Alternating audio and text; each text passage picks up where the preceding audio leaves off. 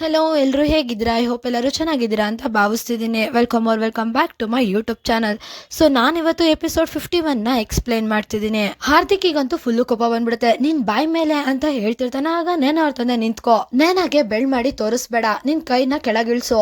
ನೇನಾ ನೀನೇ ಕರೆಕ್ಟಾಗಿ ಹೇಳ್ತಿದ್ದೆ, ನಾವೆಲ್ಲ ಸ್ವಲ್ಪ ಓವರ್ ರಿಯಾಕ್ಟ್ ಮಾಡ್ತಾ ಇದೀವಿ, ನೀನು ಬೇಜಾರ್ ಮಾಡ್ಕೋಬೇಡ, ಕೋಪ ಮಾಡ್ಕೋಬೇಡ. ನೇನ ಅವ್ರ ತಾಯಿ ಮುಂದೆ ಬಂದು ನೇನ ಕೈನ ಇಟ್ಕೊಂಡು ಹೇಳ್ತಿರ್ತಾರೆ, ನೇನಾ ಮಗ್ಳೆ ಇವತ್ತು ನೀನು ಅಮ್ಮನ ಜೊತೆ ಮಲ್ಕೊಂತೀಯ, ಅಮ್ಮಂಗೆ ನಿನ್ನ ಹತ್ರ ತುಂಬಾ ಮಾತಾಡೋದಿದೆ. ಇಲ್ಲಿ ಜಿಯಾಗೆ ಇದೊಂದು ಚೂರು ಇಷ್ಟ ಆಗ್ತಿರಲ್ಲ, ಅವಳು ಮುಖ ಉದಿಸ್ಕೊಂಡ್ ಕೂತಿರ್ತಾಳೆ. ಇಲ್ಲಿ ನೇನೋ ಅವಳ ಮನ್ಸಲ್ಲಿ ಅವಳು ಹೇಳ್ಕೊತಿರ್ತಾಳೆ, ನಿಜ ಮನುಷ್ಯ ಏನಾದ್ರೂ ಒಂಚೂರು ಅಚೀವ್ಮೆಂಟ್ ಮಾಡ್ಬಿಟ್ರೆ ಇಡೀ ಪ್ರಪಂಚನೇ ಅವನ್ ಮುಂದೆ ಬಂದು ತಲೆ ಬಗ್ಗೆ ನಿಲ್ಲುತ್ತೆ. ಇಲ್ಲಿ ನೇನೋ ಅವ್ರ ತಾಯಿ ಕೈನ ಬಿಡಿಸ್ಕೊಳ್ತಾ ಇಲ್ಲ, ನಾಳೆ ಬೆಳಗ್ಗೆ ಆಫನೇಜ್ ಅಲ್ಲಿ ನಾನು ಇಂಟರ್ವ್ಯೂ ಇದೆ, ಲೇಟ್ ಮಾಡ್ಬೇಡಿ ಅಂತ ಹೇಳ್ಬಿಟ್ಟು ನೇನಾ ಅಲ್ಲಿಂದ ಹೋಗ್ತಿರ್ತಾಳೆ.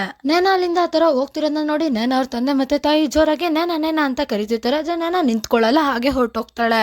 ಈಗ ನಮ್ಗೆ ನೆಕ್ಸ್ಟ್ ಡೇನ ತೋರಿಸ್ತಾರೆ. ಇಂಟರ್ವ್ಯೂ ನಡೆಯೋ ಜಾಗಕ್ಕೆ ದೀಕ್ಷಿತ್ ಫ್ಯಾಮಿಲಿ ಎಲ್ಲ ಫುಲ್ ಟಾಪ್ ಅಂಡ್ ಟಾಪ್ ಆಗಿ ರೆಡಿ ಆಗಿ ಬಂದಿರ್ತಾರೆ.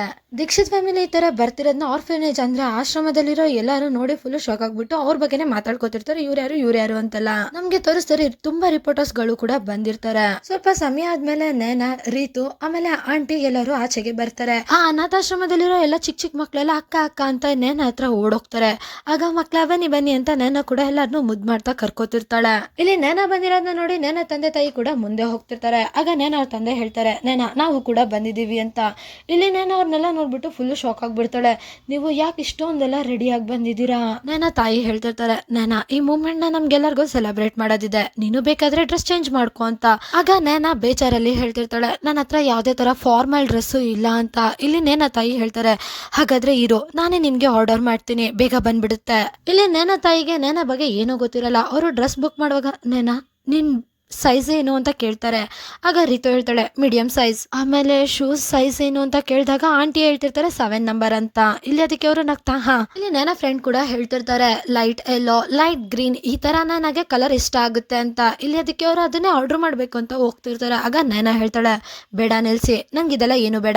ನೇನಾ ಅವ್ರ ತಾಯಿಗೆ ಏನ್ ಮಾಡ್ಬೇಕು ಅಂತ ಗೊತ್ತಾಗಲ್ಲ. ಅವರು ಫುಲ್ ಬೇಜಾರಲ್ಲಿ ನಿಂತಿರ್ತಾರೆ. ಇಲ್ಲಿ ನೇನಾ ಅವಳ ಮನ್ಸಲ್ಲಿ ಅವಳೆ ಹೇಳ್ಕೊತಿರ್ತಾಳೆ, ನನ್ಗೂ ಕೂಡ ಇದೇ ಬೇಕಾಗಿದ್ದು, ದೀಕ್ಷಿತ್ ಫ್ಯಾಮಿಲಿಯ ಮಗಳು ನಾನು ಆಗಿರ್ಬೋದು, ಆದ್ರೆ ನಾನು ಅವ್ರಿಗಿಂತ ತುಂಬಾ ಡಿಫ್ರೆಂಟು, ಇದನ್ನೆಲ್ಲ ಜನ ನೋಡ್ಬೇಕು, ಇದನ್ನೇ ನಾನು ಬೇಕು ಅಂತ ಅನ್ಕೊಂಡಿದ್ದು. ಸೊ ಇಲ್ಲಿಗೆ ಈ ಎಪಿಸೋಡ್ ಕೂಡ ಎಂಡ್ ಆಗುತ್ತೆ. ನೆಕ್ಸ್ಟ್ ಎಪಿಸೋಡ್ ಅಲ್ಲಿ ಏನಾಯ್ತು ಅಂತ ತಿಳ್ಕೊಳ್ಳೋದಕ್ಕೆ ವೇಟ್ ಮಾಡಿ. Thank you for watching. Bye guys.